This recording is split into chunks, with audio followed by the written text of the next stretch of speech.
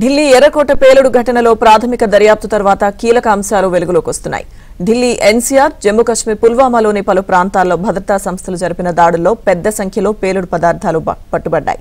ఇక పోలీసులు పేలుడు పదార్థాలు పట్టుకోవడంతో ఉగ్రవాదులపై ఒత్తిడి పెరిగింది. ఈ ఒత్తిడిలోనే అనుమానితుడు తొందరపడి బ్లాస్ట్ చేశారని అధికారులు భావిస్తున్నారు. బాంబును పూర్తిగా తయారు చేయకుండానే పేలుడుకు పాల్పడినట్టు నిర్ధారించారు.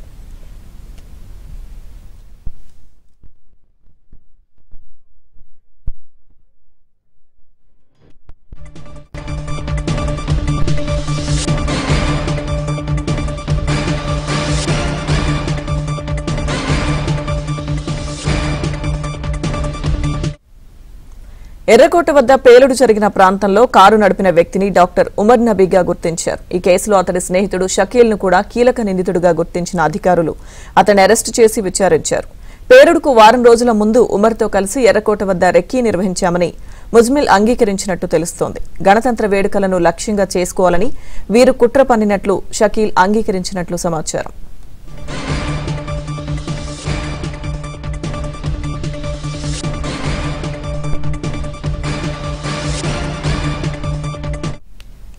ముజమిల్ షకీల్ కు జైషే ఉగ్రముఠాతో సంబంధాలున్నట్లు తేలింది. అతడి ఫోన్ డేటాను పరిశీలించగా ఎర్రకోట వద్ద పలుమార్లు సంచరించినట్లు తేలింది.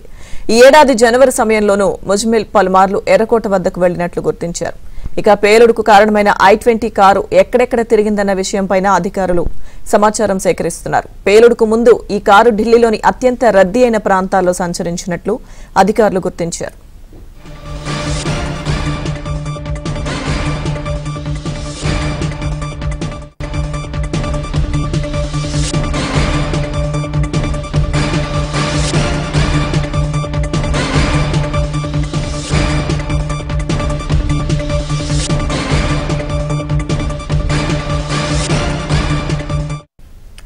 ఉగ్రవాదుల కుట్రకు సంబంధించిన పూర్తి అప్డేట్స్ ఢిల్లీ నుంచి మా ప్రతినిధి సతీష్ లైవ్ లో అందిస్తారు. సతీష్, చెప్పండి, గణతంత్ర వేడుకలే టార్గెట్ గా ఉగ్రవాదులు కుట్రకు తెరలేపినట్టుగా తెలుస్తుంది. ఏంటి పూర్తి అప్డేట్స్?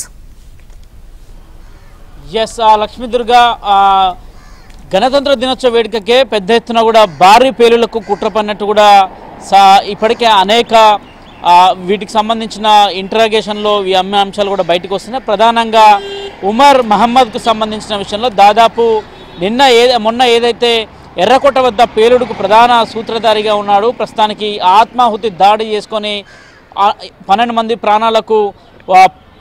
ప్రాణాలను కూడా పొట్టన పెట్టుకున్న ఉగ్రవాది, దాదాపు అతనిపైన గతంలో కూడా అనంతనాగులో అతను పనిచేసిన సందర్భంలో కూడా ఆయన ప్రవర్తన పట్ల కూడా సదరు కాలేజీలో ఆయనతో పాటు పనిచేసిన వారు కావచ్చు, హాస్పిటల్లో ఆయనతో పాటు పనిచేసిన వారు కూడా పెద్ద ఎత్తున ఉమర్ అహ్మద్ యొక్క ప్రవర్తన కావచ్చు, ఆయన రోగుల పట్ల వ్యవహరించిన తీరు కావచ్చు, ఆయన నిర్లక్ష్యంగా వ్యవహరించినందుకు ఒకరి ప్రాణం పోయినట్టు, గతంలో ఆయన సస్పెండ్ చేసినట్టు కూడా తోటివారు సైతం కూడా అనంతనాగ్లో ఉన్న ఉద్యోగులంతా కూడా ఈ అంశాన్ని చెప్పడం జరుగుతుంది. ఇక ఎర్రకోట పేలుల్లో ప్రాథమిక దర్యాప్తు తర్వాత పలు కీలక అంశాలు బయటపడుతున్నాయని చెప్పాల్సి ఉంటుంది. ఢిల్లీ ఎన్సీఆర్, జమ్మూ కాశ్మీర్, పుల్వామాలో పలు ప్రాంతాల్లో భద్రతా సంస్థలు ఇటీవల దాడులు జరిపాయి. అందులో భాగంగానే ఫరీదాబాద్లో ముజ్మిల్ మహమ్మద్ను మొదట పోలీసులు పట్టుకున్న సందర్భంలో దాదాపు 3000 కిలోలకు పైగా అమోనియం నైట్రేట్కి సంబంధించిన పేలుడు పదార్థాలు కూడా ఆయన నుంచి సేకరించిన సందర్భంలో కావచ్చు, ఒక పిస్తోల్ను కూడా సేకరించిన సందర్భంలో ఆయనను మొదట ఇంట్రాగేషన్ చేసిన తర్వాతకి షాహీన్ అనే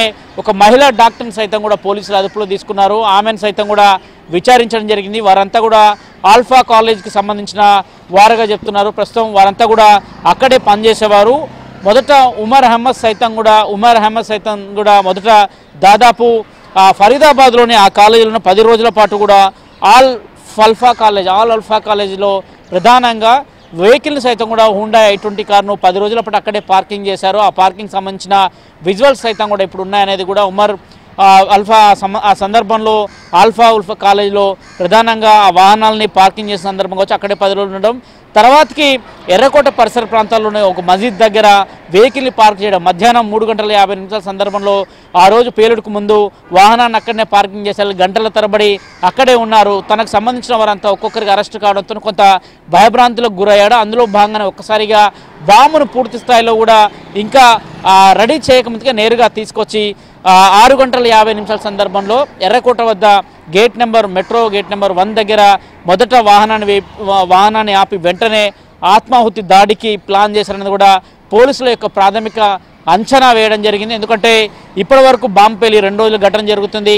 40 రకాల క్లూస్ టీమ్స్ ఇప్పటికీ అక్కడ ఆధారాలను సేకరించారు. ఎక్కడ కూడా బాంబులో ఏం వాడారు, ఎలాంటి పదార్థాలు వాడారు అనేది కూడా కనుక్కోలేకపోయారు. కేవలం అమోనియం నైట్రేట్కి సంబంధించిన ఆనవాళ్లు మాత్రమే కనుగొన్నట్టు కూడా ప్రస్తుతం ప్రాథమిక అంచనాలో నిర్ధారణ అవుతుంది. ఇప్పటికే ఢిల్లీ పోలీసులు అదేవిధంగా జమ్మూ కాశ్మీర్ సంబంధించిన పోలీసులు ఈ విచారణ కొనసాగిస్తే వారి నుంచి కేంద్ర హోంశాఖ ఆదేశాల అనుసారం కూడా పూర్తిగా ఎన్ఐఏ చేతుల్లోకి ప్రస్తుతానికి ఇప్పుడు కారు బాంబు పేలుడు కేసు వెళ్ళింది. ఎన్ఐఏ మొత్తం 10 మందితో కలిసి ఒక టీంని ఫాలోఅప్ చేసింది. 10 మంది సభ్యులతో ఒక దర్యాప్తు బృందాన్ని సైతం కూడా ఎన్ఐఏ ఏర్పాటు చేసింది. అందులో ఎర్రకోట బాంబులకు సంబంధించి ముమ్మర దర్యాప్తు సైతం కూడా కొనసాగుతుంది. ప్రస్తుతానికి విజయ్ సాఖ్రే నేతృత్వంలో ఎన్ఐఏ అధికారి, ఏడీజీ స్థాయి అధికారి విజయ్ సాఖ్రే నేతృత్వంలో ఎన్ఐఏకి సంబంధించిన 10 మంది సభ్యులు ఇందులో బృందంగా ఉన్నారు. వారంతా కూడా విచారణను వేగవంతం చేస్తారు.